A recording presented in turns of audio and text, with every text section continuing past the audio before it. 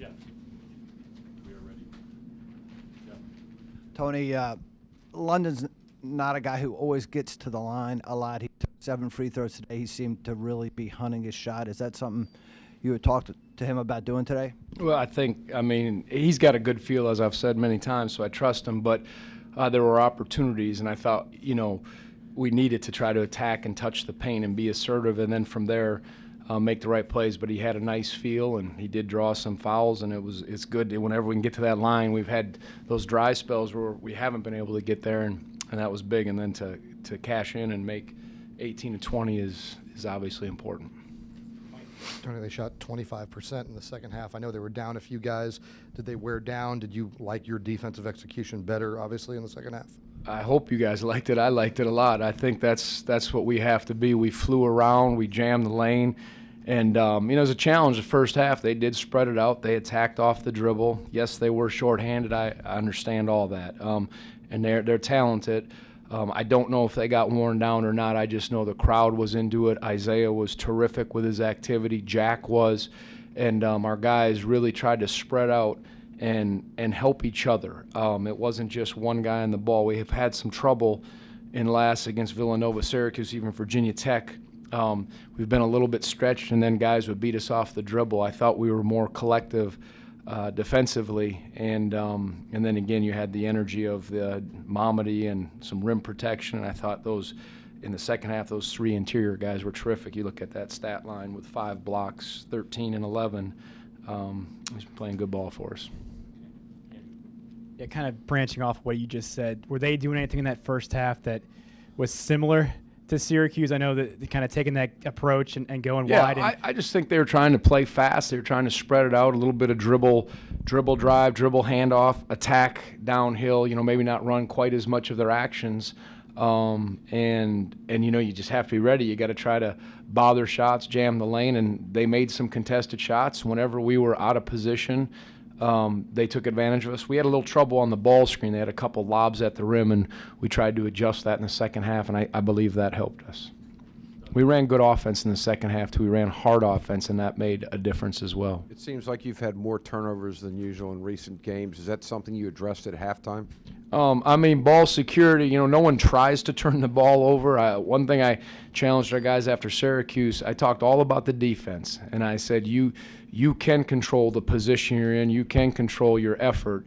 You can't always control turnovers. Now, we want to be as sound as we can, but I don't know if it pays to harp on guys when they're turning it over. No one tries to miss finishes or if they're silly turnovers or careless or reckless, whatever you want to say, high risk, then okay. But if they're just some plays that we turn over, you scratch your head a little bit, you just say, hey, sharpen it up the next time. So, yeah, those hurt us in the first half and a little bit in the second half. But I don't have the right answer for how to respond to get guys to turn it over less. It's just something that we're dealing with, and those live ball turnovers have been an Achilles heel for us in some games.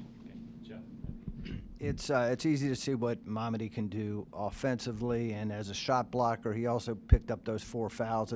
Is on-the-ball defense kind of work his in biggest? progress? Yeah, I think biggest he can weakness slide. I mean, he's got the quickness. He just doesn't understand space and protecting and getting away when a guy puts it on the floor. But I felt like we needed rim protection because people are trying to attack us off the dribble, and to have Jack back there, and then Mamadi. Well, and then Isaiah too. That can clean up some mistakes. And I thought there were some big plays when maybe they did get into our paint, but we were bothering, and that was good. But on the ball, I think Mamadi, with his quickness, just needs to understand a little bit more protecting his feet, spacing, and not, hugging up on a guy because they'll call it pretty quick. Tony, Isaiah's been pretty dependable, especially at home recently for you guys. I know London's in a different class, but is he almost becoming his counterpart on the defensive end in terms of leadership and then dependability when you need him?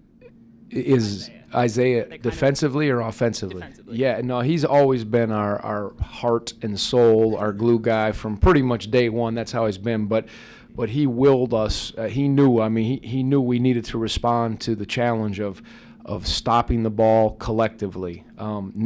It's not about one guy. Our defense has been good for us, and we've gotten gashed a few times in some games, and we really said let's rally. And he was the leader of that rally, of bringing us together and just demanding a better team defensive approach. Coach, you've now won 4 straight against Louisville. How is it that your program and what you're able to do works so well against Rick Pitino and his Cardinals so consistently? Look, they were undermanned today. They've been playing real good basketball without Quinn Schneider and then the backup point guard, and then they lose these guys. But they're hard-fought games. We've played some of our best basketball against them for whatever reason. I don't know if there's any specific thing. We've just played good basketball, and we knew after the Syracuse game we had to come home. Every game is significant at this stage in ACC play, so I think we felt the importance of it, as you do every game, but we needed that, and been fortunate. He's obviously a Hall of Famer, and he's got terrific players, and I think our guys really know they have to be right to compete with the Louisvilles and most teams in our league. Tony, you mentioned almost every game is important in this stretch. Do you almost have to remind yourself, staff, or team that losses are – I know you're not happy with the losses at Syracuse and Villanova, but given the stretch you're in and given the quality of the opponents in the league, that sometimes a setback is inevitable and to just try to keep pressing forward? Oh, absolutely. I think we talk about that all the time. I can live with a loss. It's not who we play. It's just how we play, and then what happens from it, and can we grow from it. But because everybody's capable of knocking each other off in this league, it's I said every game you're playing for your basketball season, and I tell them that not to make them feel tense.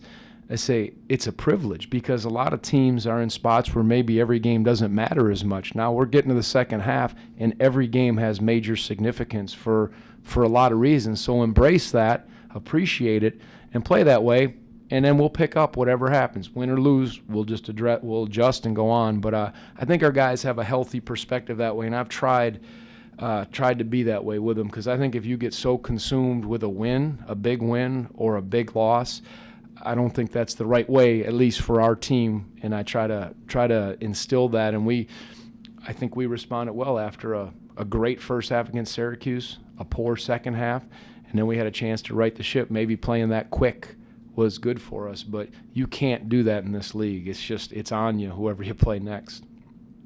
Tony, I'm just curious, what was your message to your team at halftime? It seemed like they came out with a lot more life. Yeah, I just fight. They went at you, and you're going to have to respond. You're going to have to answer the challenge. They spread you out. They attacked you.